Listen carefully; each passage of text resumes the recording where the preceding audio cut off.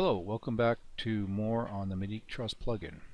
This is Nathan Wilkerson, and today I am going to be discussing the engineering feature, which is located here in the toolbar, having to do with Medeek the Truss plugin. And basically we're going to look at trusses and beams and how to do engineering checks on those two components.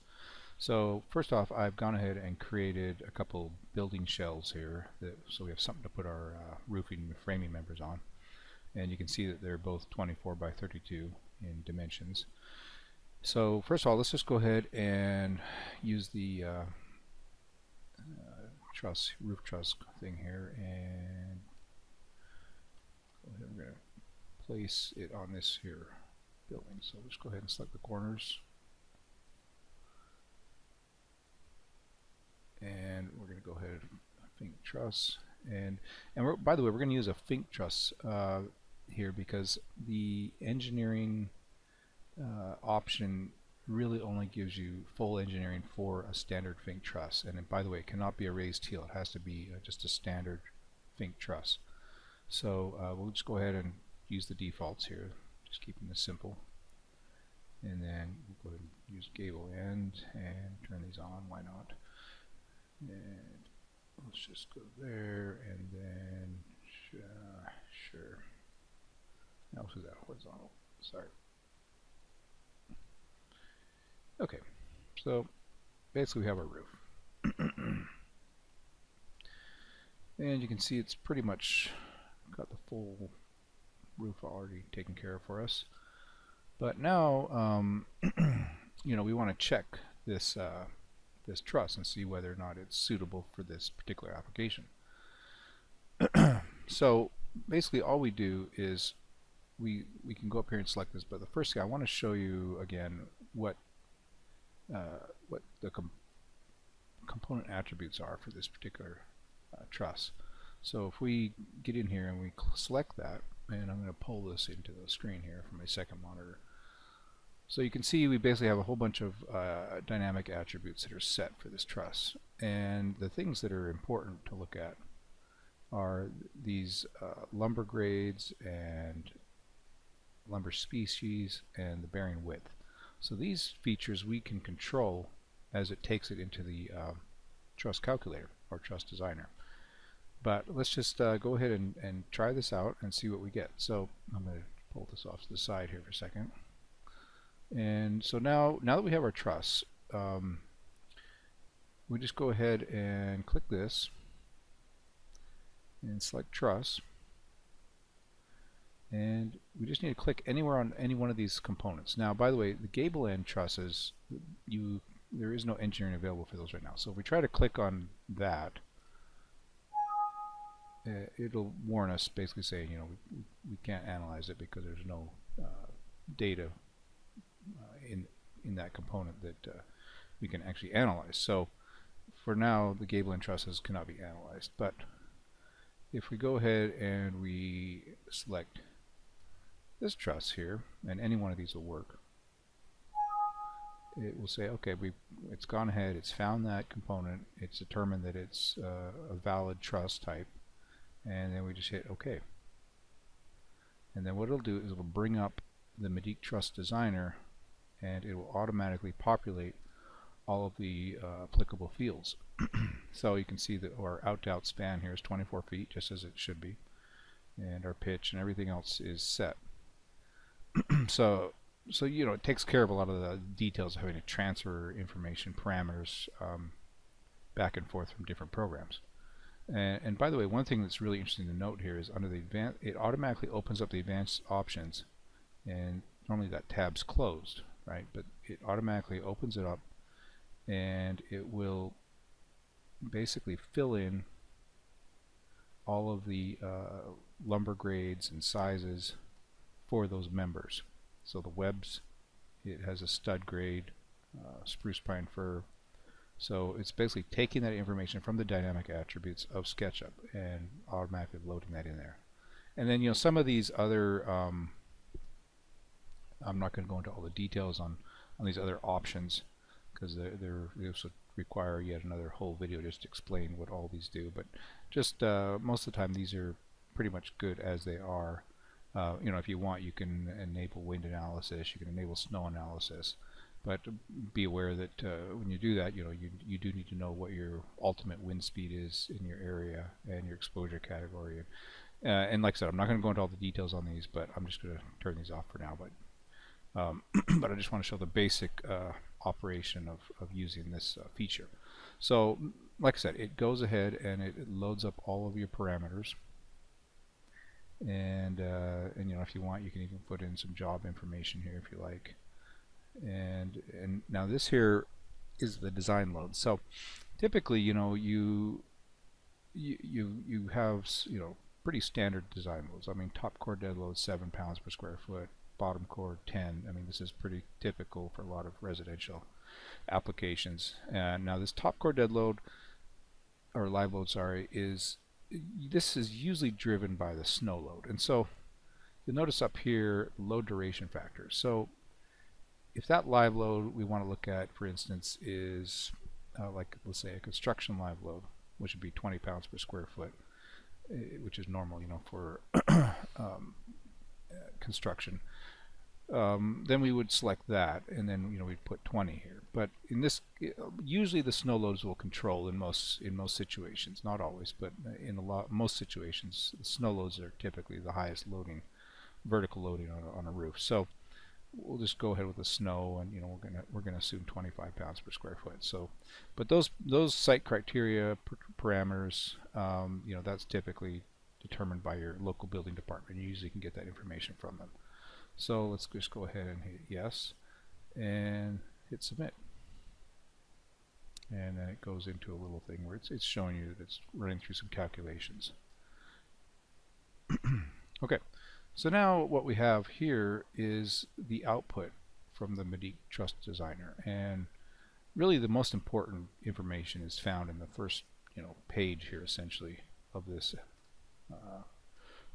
this calculator, and it just shows the different design parameters and what options it's selected, and really what you want to look at is you want to be looking at these values. And it also give you all the plates, and it'll engineer the plates too. So, and this you really don't need to worry about, because it's auto selecting those plates and determining what size to make them. But I guess mostly what you want to look at is you want to look at these deflections, you want to look at the lumber that's being engineered, and you want to look at these numbers right here, and of course your sizes and your grades. So as you can see, and these are percentages. So basically it's at 91% capacity here on that bottom chord using a Douglas fir number 1. And of course, you can see here it's 84, and that's pretty typical. Usually the top and the bottom chords are fairly highly stressed, and they're usually should be pretty close to their capacity when you want to design an efficient truss. And then of course the webs typically are, they're usually not that highly stressed. So you'll see them at low values here on their what's called the combined stress index. And then deflections, basically your deflection parameters, there's a lot of detail here, but basically you can look at your total deflection, and it's well within range of where it needs to be. So if you really want to dig into all this and understand what's going on, you can scroll down through this, and you can see the entire the entire calculations that go into designing this truss. And this just shows basically the static model of the loads being proportioned onto the truss.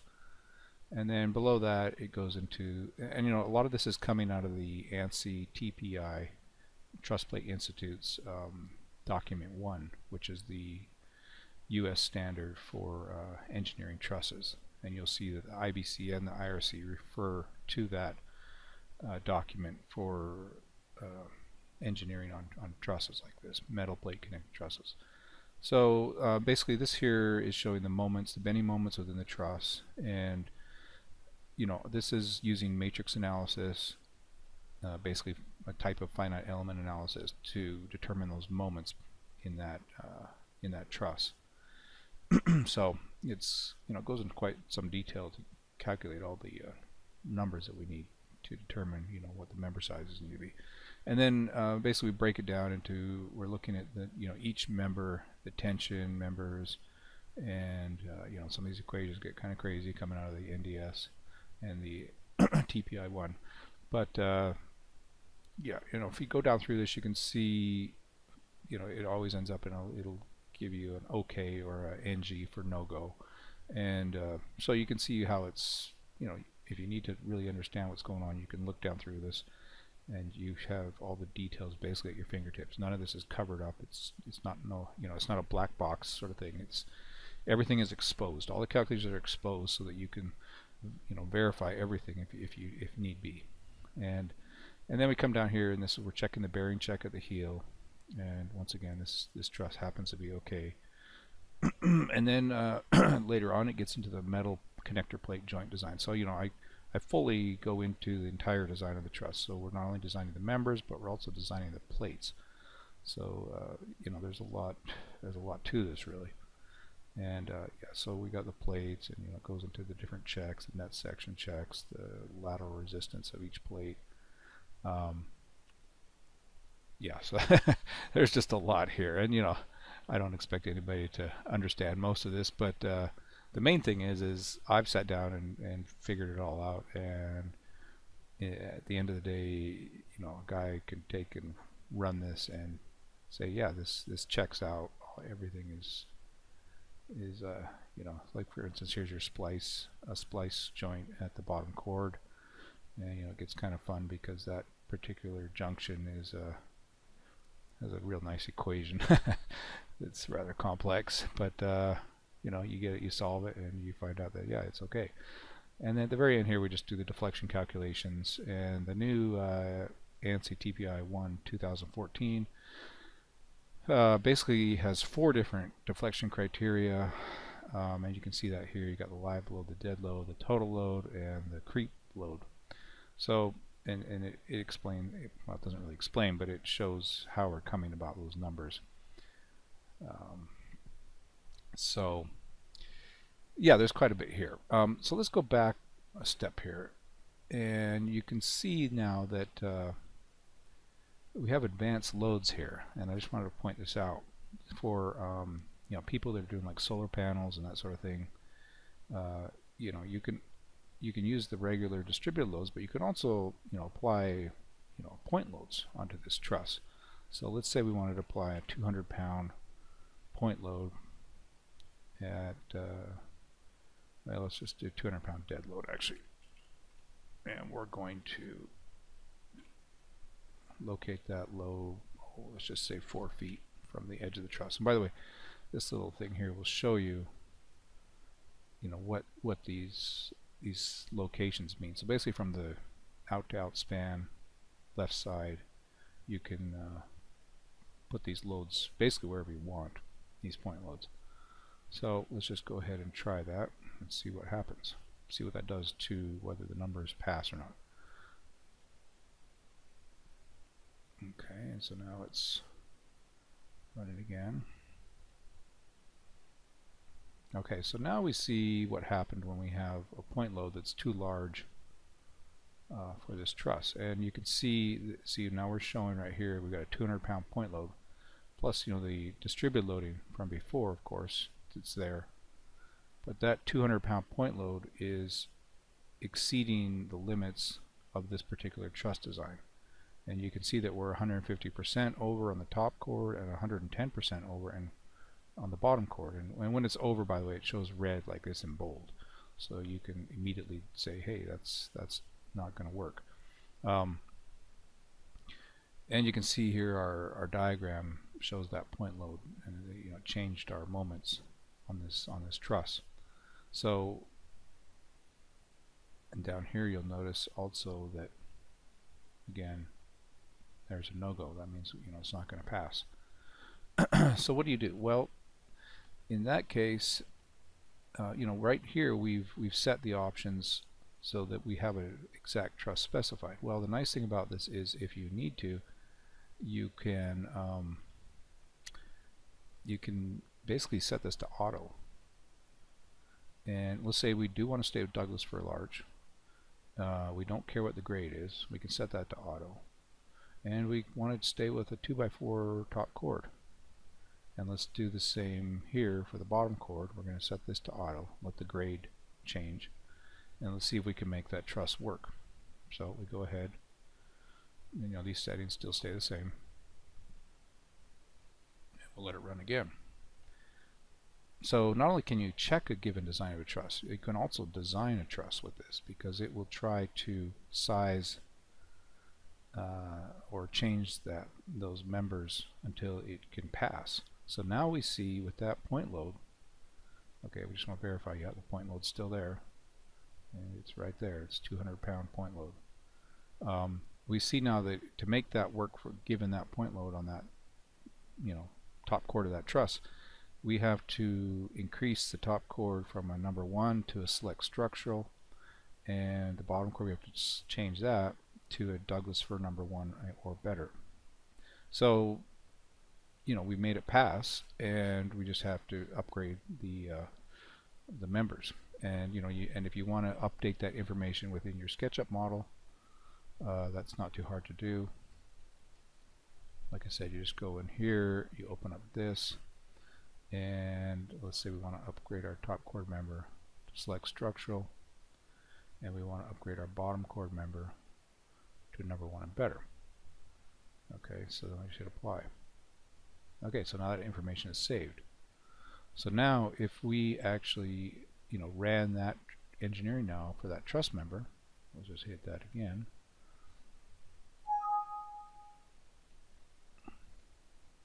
And notice that it has pre-selected select structural, and it has number 1 and better. And let's go back to advanced loads. We're going to put that 200 pounds back in there. We had to run a new one, so okay, just make sure that it's working.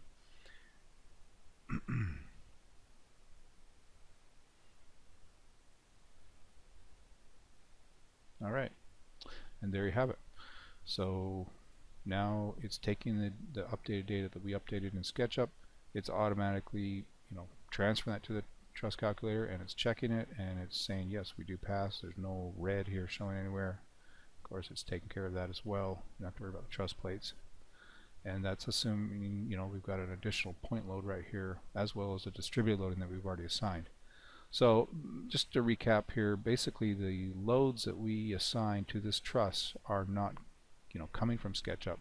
This part we basically need to determine what are the appropriate loads to apply to that truss. And then just to kind of end here, I'm gonna go ahead and just enable these two options and let it run and show you what the output typically looks like there for that. So, and basically we're just going to assume some basic 115 mile/h ultimate wind speed, a ground snow load of 30 pounds per square foot. The rest of this is pretty typical actually for standard residential construction. And we're just going to let it run.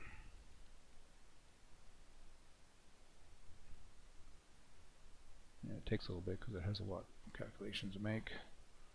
Okay, so you get your all the full analysis that you saw before, but then down towards the bottom here, after the metal plate connector design, it's quite a ways down. Okay, so here we got the wind analysis section. So now it's added a wind analysis. It takes a look at the the wind loads on the roof, and it actually has the it's assumed an eave height, of course, that we have to enter in, but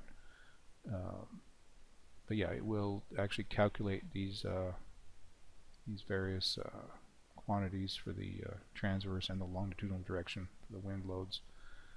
And then the nice thing is it'll give us the reactions for the wind loads on that truss.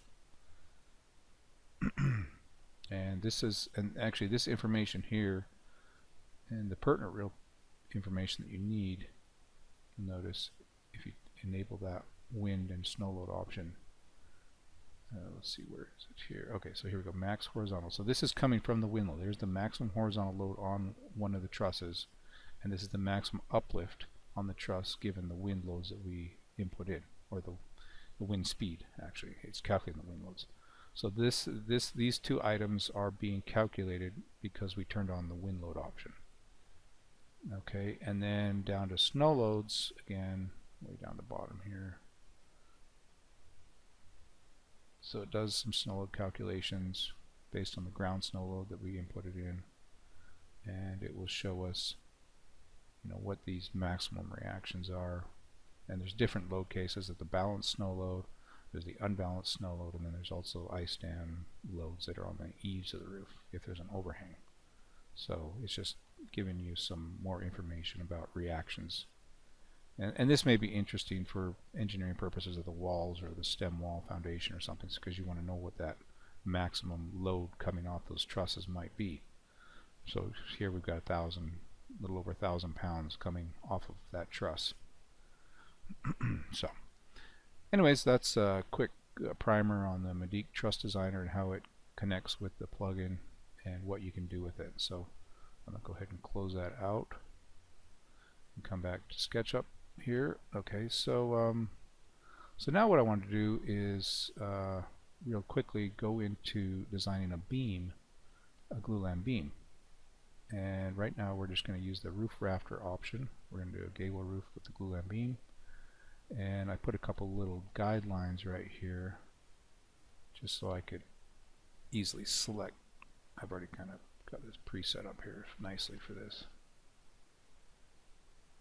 Okay, and we're going to go ahead and we're going to use a Western species, and we're going to go ahead with an 18-inch Glulam beam, set the size, close that out, set the roof pitch at 6, and we're going to have a flush beam, and that's basically a beam with the rafters hangered off of the beam. And the rafter depth we're going to set at a 2x12. I think that should do us, and then just hit OK on that. Glulam overhang, we're just going to set that at 0 for now. And then for the gable end rafters, we're going to change that to custom, and then they're going to be 3.5 feet deep at the gable ends here, and you'll see why in a second. And we'll just go ahead and turn that on. And then structure outlookers, sure, we'll do that. We'll just leave them horizontal, and we'll leave the sheathing off so we can see the roof real well right now. And then we'll hit OK. Okay, so there now is your gable roof with a Glulam beam going down the center of it, supported on both ends, a simple span, and 2x12 rafters. And you'll notice that this is a 24 by 32 foot structure. So the nice thing that's right off the bat I'm going to show you is if we look at the dynamic components or attributes, sorry, for this beam, you're going to see that first of all we're setting the bearing width. So we're going to assume it automatically assumes 5.5. You know, your regular 2x6 wall. Of course, you can set that to whatever you want. You know, it's getting the Glulam depth. It has the overhang. The grade of the Glulam beam is pretty typical. That's going to be your 24F V4. You know, Douglas fir. And of course, you can set that as well.